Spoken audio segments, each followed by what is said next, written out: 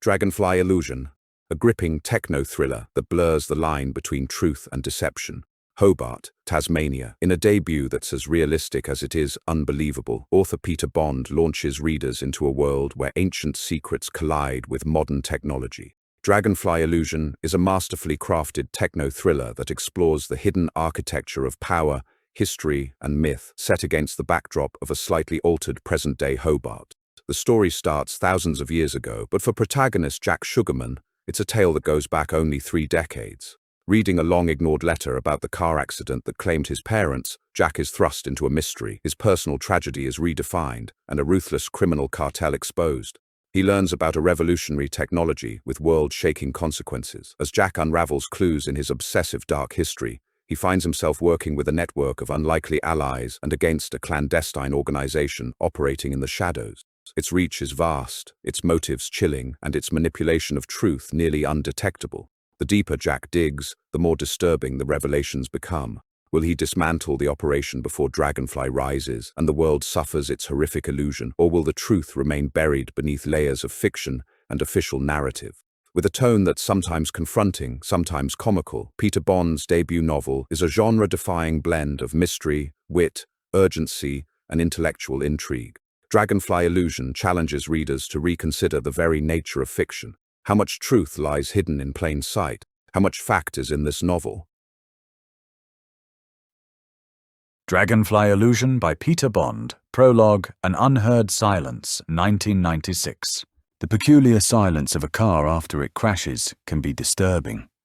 Only the ticking of metal settling into its new form, or perhaps the dripping of unconfined fluid, intrudes. Emergency vehicles' sirens eventually mask that silence, so it reigns only briefly. First responders never know it. Such was the case when a nondescript sedan skidded sideways off a wet Hampton road and slammed into a large, river-red gum tree. The first police officer on the scene quickly assessed the situation and mentally added 2 to the tally of car crash deaths he'd witnessed. He knew lifeless bodies when he saw them, but thought better of telling the medics not to bother hurrying. It wouldn't look good. More interested in the peculiar device hanging from the car's petrol tank, he pressed the call button on his radio. 443 to base. There was a momentary pause. Get someone from E section here fast. Junction Victoria and Hampton and back up. Area needs to be cordoned off. E section had no permanent staff, but any officer with explosives training could be assigned to that group, and 2 were always on call. Officer 443 had correctly surmised that the curious apparatus was what they called a vehicle-borne explosive device. Regular officers would secure the area to keep curious onlookers already gathering at a safe distance. Before the car crash that killed them, Roger and Jan Sugarman appeared to be a regular middle-class couple, comfortably installed in their conventional home in an ordinary suburb. Even their friends matched the public persona that Roger wanted to project. After the crash, those friends in particular, and the public more widely, weren't sure what to make of it. A local newspaper published a report in which a police spokesman made the mistake of calling the accident bizarre. He revealed that had the impact with the tree not taken their lives instantly, the explosive charge fixed to the petrol tank of their 20-year-old Ford Cortina would have done the job only 4 minutes later. At least it would have if the collision hadn't jammed the timer. A nameless bureaucrat reprimanded the public relations officer for releasing this information. There was much speculation as to why 2 ordinary citizens should be targeted in such a way. By the time the joint funeral was held, many were convinced that the Sugarmans were Russian spies or homegrown revolutionaries. Others insisted they were master criminals. The Victorian police issued a press release saying that the Australian Federal Police, the Security Intelligence Organisation, and the Department of Immigration and Ethnic Affairs had confirmed that Roger and Jan Sugarman were not persons of interest. No editor chose to publish that statement. Newspaper interest eventually died away with the lack of new material. The press replaced the story with the softer subject of what would happen to the sugarman's 8-year-old son and only child, Jack. A close family friend organised a series of fundraising events. Jack's godparents adopted the young boy as soon as they could arrange it, but Jim and Angela Walker were not in a solid financial position. The community rallied around them, and within weeks, they were told public sympathy wouldn't have lasted much longer. A trust fund boasted a balance sufficient to ensure Jack's safe upbringing until he was 18. The police determined the accident was just that, an accident.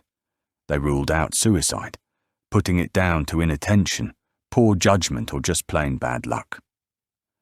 Official conjecture faded when an investigation into the explosive charge led offshore. An explosive specialist identified the material as RDX, also known as cyclonite. The expert reported that the Australian Army used a version known as RSRDX, the prefix indicating, perversely, reduced sensitivity. When analysed, a sample of residue from the sugarman's car displayed a different chemical profile and wasn't manufactured in Australia. To pad out the report, he added that Germany had patented RDX in 1898. Britain, the USA and Germany used it with striking effect during the Second World War. The police found it difficult to find background material on Roger Sugarman. They could compile a picture of his work only with high-level clearance and assurance of strict secrecy. Roger himself had maintained confidentiality within the bureaucracy and in his private life. His official biography was a short one. To anyone who asked, he worked in administration, which for most was sufficiently vague and dull to avert any further inquiry.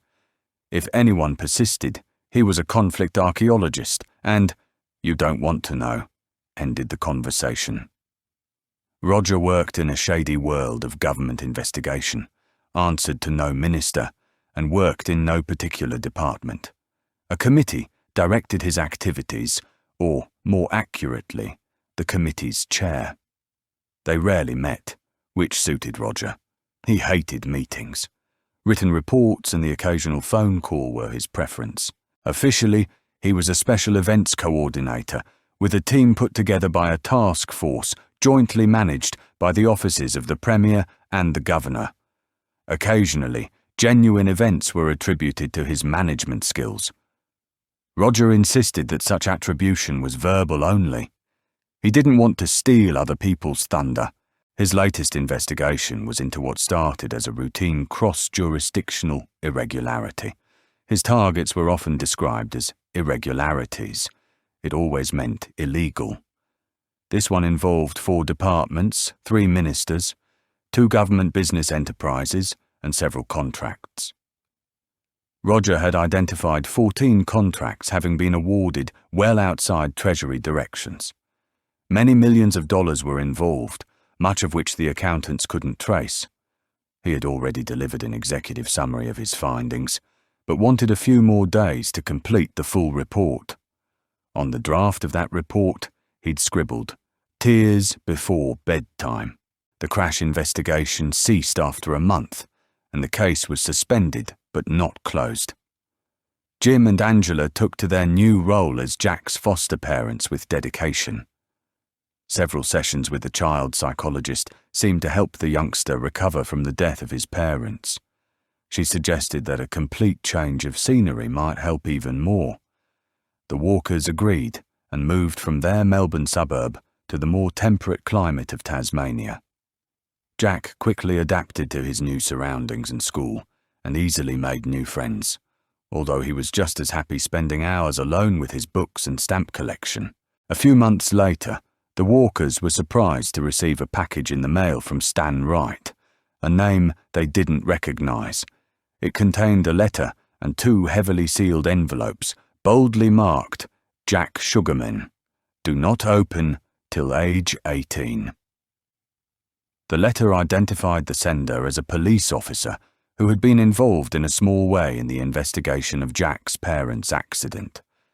Stan was the officer who removed and catalogued the personal items from the wrecked car. The letter read, "It was mostly the usual stuff you'd find in a car, a street atlas, service logbook, a few receipts, box of tissues and such like. A few coins under the seats, but there was a briefcase as well. Inside was a folder with a long document, but nothing to say who it was intended for, so we couldn't pass it on. I made a photocopy for head office to look at, but that never got sent on either. The original went to our secure evidence room. When the case was shut down, I read the report myself to help fill in a quiet night shift.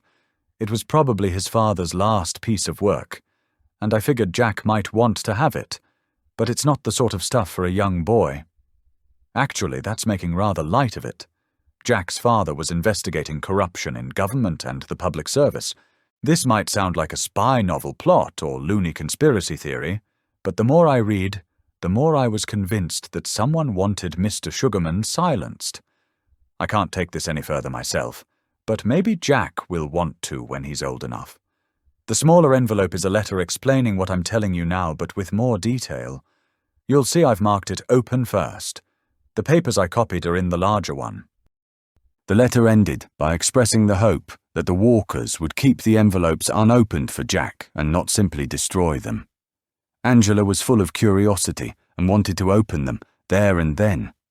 Jim was more receptive to Stan's wishes, and after a lengthy discussion, the Walkers decided to honour the strange request. So it was that they secured the 2 envelopes in their deed box with their legal documents and sundry other papers. A short letter of reply to Stan confirmed they would indeed hold the documents and give them to Jack in 2006. It seemed so far away. They heard no more from Stan Wright. 30 years later, the unheard silence of the Sugarman's crash would become all too loud. That concludes the prologue to Peter Bond's debut novel, Dragonfly Illusion. For information about the author, visit his website, www.pjbond.com. The paperback is available from the usual online sources, including Amazon, Booktopia, and Barnes and Noble.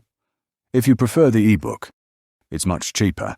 Try Smashwords, where you can download the first 10% free, or buy the whole thing for only $1.99. This audio recording was created by 11 Labs using the British accented AI voice of Rob. That's me. Thanks for listening.